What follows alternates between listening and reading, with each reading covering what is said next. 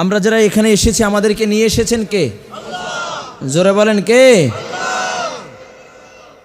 এই যে সময়টা আপনি আমি জান্নাতি মজলিসে বসতে পারলাম, এই সময় অনেক মানুষ আছে যারা হসপিটালের বেডে শোয়া, ঠিক কিনা জোরে বলেন? এই জন্য শুকরিয়া আদায় করার দরকার আছে কি নাই?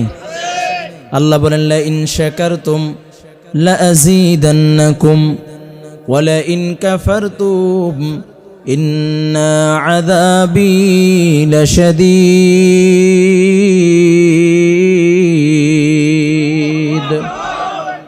আল্লাহ বলে বান্দা তুমি আমার নেয়ামত পেয়ে শুকরিয়া আদায় করবা, আমি নেয়ামত বাড়ায় দিব।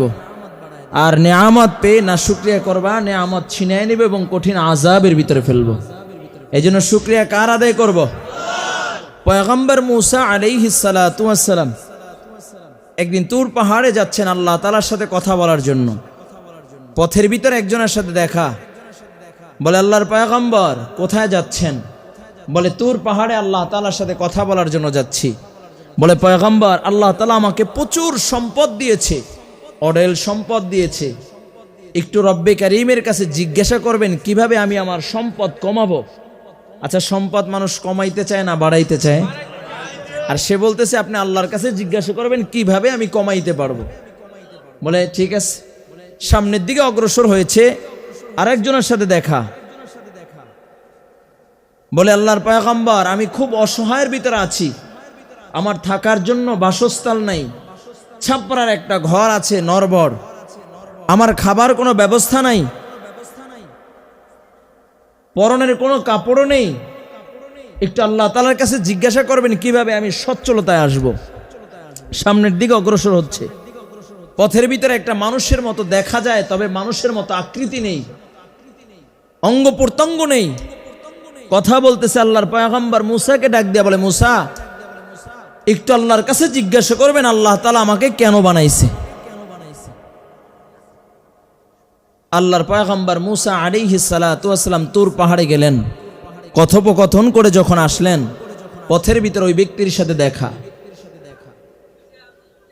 ওই ব্যক্তি ডাক দিয়া বলে আল্লাহর পয়গম্বর আল্লাহ তাআলা তোমাকে অঢেল সম্পদ দিয়েছি, আমি রবের কাছে জিজ্ঞাসা করতে চেয়েছি, বলেছিলাম কি কাজ করলে আমার সম্পদ কমে যাবে। আল্লাহর পয়গম্বর মূসা ডাক দিয়া বলেন ভাই তুমি রব্বে কারীমের শুকরিয়া আদায় করা বন্ধ করে দাও। যদি রবের শুকরিয়া আদায় করা বন্ধ করে দাও এমনিতেই তোমার সম্পদ কমে যাবে। ওই লোক ডাক দিয়া বলে আল্লাহর পয়গম্বর আমার সম্পদ থাক চাই না থাক, কিন্তু আমি রবের শুকরিয়া বন্ধ করব না। বলুন সুবহানাল্লাহ। কারণ যে আল্লাহ তাআলা আমাকে এত সুন্দর করে বানাইছেন, যেই রব আমাকে এত সুস্থতার নিয়ামত দিয়েছেন, রব যে আমাকে দুইটা চক্ষু দিয়েছেন, এর যদি শুকরিয়া আদায়ের স্বরূপ যদি কিয়ামত পর্যন্ত সিজদায় পড়ে থাকি, এরপরও এর শুকরিয়া আদায় হবে না, ঠিক কিনা জোরে বলেন? আল্লাহর পয়গম্বরকে ডাক দিয়া বলে পয়গম্বর সম্পদ থাক চাই না থাক, কিন্তু আমি রবের শুকরিয়া বন্ধ করব না। লা ইন শাকারতুম লা আযীদান্নাকুম।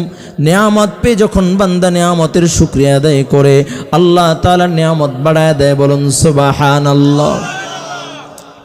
সামনের দিকে অগ্রসর হয়েছে। যেই ব্যক্তির কোনো সম্পদ নাই, থাকার জন্য কোনো বাসস্থান নাই, জীর্ণ শীর্ণ একটা ঘর, ওই লোকটা ডাক দিয়া বলে আল্লাহর পয়গম্বর আল্লাহ তাআলার কাছে কি জিজ্ঞাসা করছেন কি করলে আমার সম্পদ হবে, আমি একটু আরাম আয়েশে জীবন যাপন করতে পারবো। আল্লাহর পয়গম্বর মূসা ডাক দিয়ে বলেন রে ভাই তুমি রবের শুকরিয়া আদায় করো, যদি রবের শুকরিয়া আদায় করো আল্লাহ তাআলা তোমার সচ্ছলতা দিবে। ওই লোক বলতেছে আল্লাহর পয়গম্বর মূসা কবে আল্লাহ দিবে? আল্লাহ কি আমার চোখে দেখেন? আছে কিনা একদল লোক আছে কিনা? আল্লাহ কি আর আমাকে চোখে দেখে না? বলে সব বিপদ আমাকেই দেয়, অন্য কাউরে কি চোখে দেখে না? বলেন নাউজুবিল্লাহ। ওই লোক বলতেছে আল্লাহর পয়গম্বর, আল্লাহ কি চোখে দেখে না? আমার বাসস্থান নাই, থাকারও কোনো ঘর নাই, খাবারের কোনো ব্যবস্থা নাই, এখনো শুকরিয়া আদায় করতে বলে। এই যে প্রতিক্রিয়া ব্যবহার করেছে আল্লাহ তাআলার শানে, একটু রাগ দেখাইছেন, সাথে সাথে একটা বাতাসে যে ঘরটা ছিল সেটাও উড়ায় নিয়ে গেছে, পরনে যে বস্ত্র ছিল সেটাও উড়ায় নিয়ে গেছে। লা ইন শাকারতুম লা আযীদান্নাকুম ওয়া লা ইন কাফারতুম ইন্না আযাবী লাশাদীদ।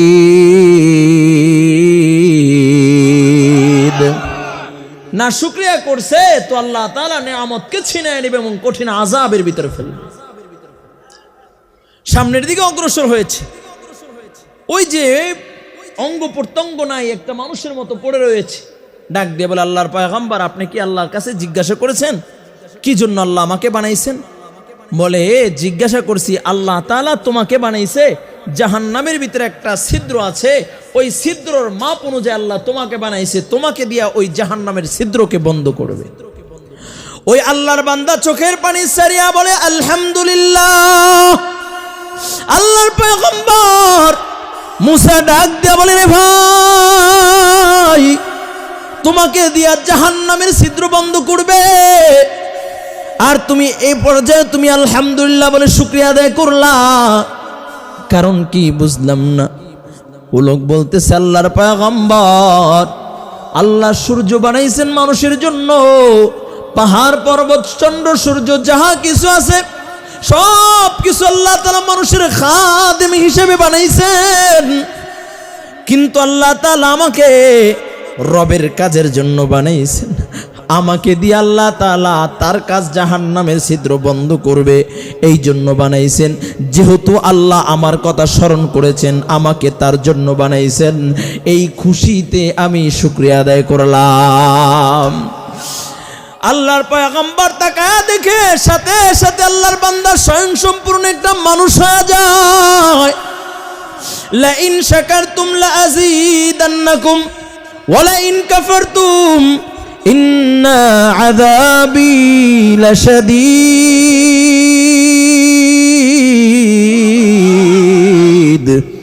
বলে নিয়ামত পায়া বান্দা শুকরিয়া আদায় করবা, নিয়ামত বাড়ায় দিবে কি?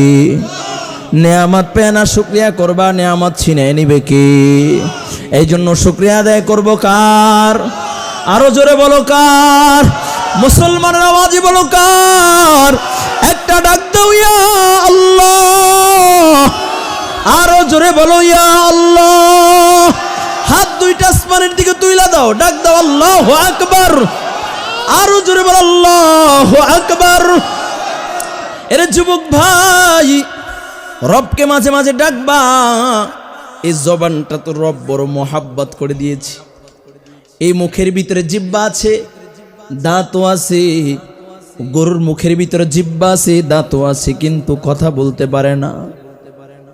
মানুষকে আল্লাহ তাআলা দুইটা আলাদা জিনিস দিয়েছেন, একটা হলো কুওয়াতে নাতিকা, আর একটা হলো আকলে সালিম, সুস্থ একটা জ্ঞান আল্লাহ তাআলা দিয়েছেন। আর হইল আল্লাহ তাআলা কুওয়াতে নাতিকা, কথা বলার শক্তি দিয়েছেন। এই সুস্থ জ্ঞান যদি না থাকতো তাহলে দেখেন না, যার জ্ঞান নাই পাগলের মতো রাস্তায় হাঁটে, কি খায় কার কোনো দিক নাই, ঠিক কিনা জোরে বলেন? আবার কথা বলার শক্তি নাই তো গরু ছাগলের ভিতরে কোনো পার্থক্য নাই, ঠিক কিনা জোরে বলেন? এরে যুবক ভাই, যেই জবান আল্লাহ তাআলা দিয়েছেন, এই জবান দিয়া মাঝে মাঝে ডাক দিবা আল্লাহ আল্লাহ বলিয়া ডাক দিবা।